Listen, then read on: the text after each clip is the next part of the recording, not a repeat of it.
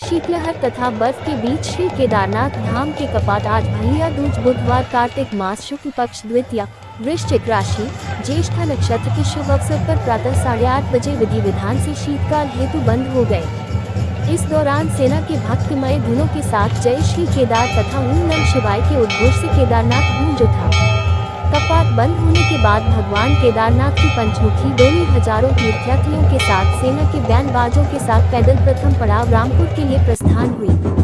कपाट बंद होने के अवसर पर बीकेटीसी अध्यक्ष अजेंद्र अजय ने कहा कि इस यात्रा वर्ष में 19.5 लाख से अधिक तीर्थयात्रियों ने भगवान केदारनाथ के दर्शन किए। उन्होंने यात्रा से जुड़े सभी संस्थानों को भी बधाई दी। बीकेटीसी मुख्य कार्याधिकारी योगेंद्र सिंह ने बताया कि केदारनाथ धाम में कपाट खुलने की तिथि से मंगलवार 14 नवंबर रात्रि तक 19,57,850 तीर्थयात्रियों ने दर्शन किए।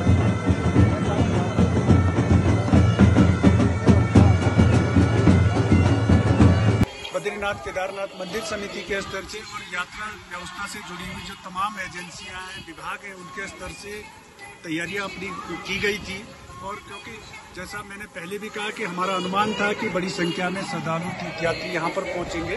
तो उस परिस्थिति में उन चुनौतियों वो उस समय हमारे समक्ष क्या चुनौतियाँ होंगी, इन चुनौतियों का हमने आकलन किया और उस अनुरूप अपनी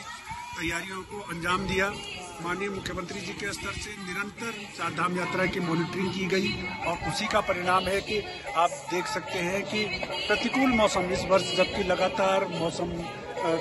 बिगड़ता रहा, लेकिन उसके बावजूद जो श्रद्धालु तीर्थयात्री हैं वो धामों में बड़ी संख्या में पहुंचे हैं। और खास करके मानसून के सीजन में भी, जब मानसून का सीजन था उस समय में भी हमारे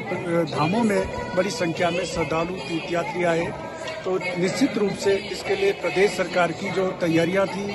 और माननीय प्रधानमंत्री जी का जो उनका जो एक विजन है, उसके अनुरूप जो बद्रीनाथ जी में, केदारनाथ जी में जो मास्टर प्लान के तहत पुनर्निर्माण के कार्य हो रहे हैं, उनके कारण जो धामों की जो एक दिव्यता और भव्यता जो धामों में बढ़ी है, स्वाभाविक रूप से कई